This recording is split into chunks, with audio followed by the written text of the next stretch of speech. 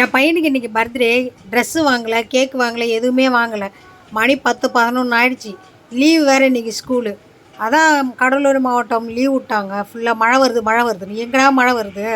ஒரு வாரம் ஃபுல்லாகவே மழை வருது. 3 நாள் லீவ் விட்டாங்க. 3 நாளுமே ஒரு மழை கூட வரவே கிடையாது. ஆனால் கிளைமேட் இந்த மாதிரி ஜில்லுன்னு இருக்குது. சரி ஓகேவா, கோயிலுக்காவது போயிட்டு வரலான்னு முதல்ல குலதெய்வ கோயிலுக்கு போயிட்டு அப்புறமா ட்ரெஸ் எடுக்கலான்னு சொல்லிவிட்டு குலதெய்வ கோயிலுக்கு வந்தோம். ஒரு முழம் பூ மட்டும் வாங்கி எடுத்துக்கிட்டு, அதுவும் அர்ச்சனை பண்ணலை. இன்றைக்கி வந்து ஊஞ்சல் தாலாட்டு விழா, அதாவது அமாவாசை. இன்றைக்கி ஊஞ்சல் தாலாட்டு விழா நடக்கும் அம்மனுக்கு எப்போதுமே. அதுக்கு காலையிலே வந்து எல்லாமே ரெடி பண்ணிக்கிட்டு இருப்பாங்க. அலங்காரம் ஒரு பக்கம் நின்று பூவெல்லாம் கட்டிக்கிட்டு இருந்தாங்க. இன்னொரு பக்கம் சாமியை தூக்கிது அந்த வெளியே க்ரீன் கலர் மேட் இருக்குது பாரு, அங்கே வச்சு அலங்காரம் பண்ணுவாங்க.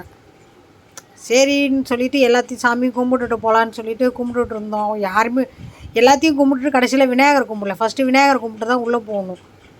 அப்புறம் கடைசியாக வந்து விநாயகர் கும்பிட்டுட்டு வெளியே வந்து உக்காந்தாச்சு. சரி உட்காந்து கொஞ்சம் நேரம் பார்த்தா பிள்ளைங்க ரெண்டும் விளையாடிட்டு இருந்தது வெளியே. ஒரு 5 நிமிஷம். அதுக்குள்ளே என் வீட்டுக்காரர் மூஞ்ச பாரு எவ்வளோ முறைக்குதுன்னு. ஆஃபீஸ் போகிறவனை பிடிச்சி ஈத்துட்டு வந்து வச்சுருக்காளே அப்படின்னு சொல்லி செம்ம கோவம் என் வீட்டுக்காரருக்கு. அப்புறம் என்ன பண்ணுறது, எனக்கு கொண்டு வந்து ஜவுளி கடையில் விட்டுட்டார். ஜவுளி கடையில் விட்டுட்டு நீங்கள் ட்ரெஸ்ஸு செலக்ட் பண்ணுங்கள், நான் ஆஃபீஸ் போகிறேன்னு சொல்லிவிட்டு ஆஃபீஸ் கிளம்பிட்டாங்க. அப்புறம் நாங்கள் லிஃப்ட்டில் 2nd ஃப்ளோர் ஏறி வந்து என் பையன் ட்ரெஸ் எடுத்துனா அவன் எடுத்துக்கிட்டு இருந்தான். என்ன ட்ரெஸ்ஸுன்னு. அதுக்குள்ளே என் பொண்ணு வந்து உச்சா வருதுன்னா செம்ம ஆத்திரம். ட்ரெஸ்ஸே எடுக்கல, அதுக்குள்ளே என்னடி உச்சா அப்படின்னு சொல்லி அப்புறம் ஈத்துட்டு வந்தான். அதுக்கு வேறு 2nd ஃப்ளோருக்கு திரும்ப கீழே இறங்கணும். அப்புறம் திரும்ப கீழே இறங்கி இவ்வளோ கொண்டு வந்து இங்கே விட்டுட்டு திரும்ப கூட்டிகிட்டா என் பையனை மேலேயே உட்கார வச்சுட்டு வந்தேன். எங்கேயாவது அதுக்குள்ளே மிஸ் ஆகிடுவானோ என்னன்னு பயந்துக்கிட்டே. நான் 1 செகண்டுக்குள்ளே தானே மிஸ் ஆகுதுங்க பிள்ளைங்க. அப்புறம் இந்த ட்ரெஸ்ஸு பார்த்தேன், ட்ரையல் ரூமில் போட்டு பார்க்குறேன்னு சொல்லி 2 மணி நேரத்துக்கு கதவே திறக்கல அவன்.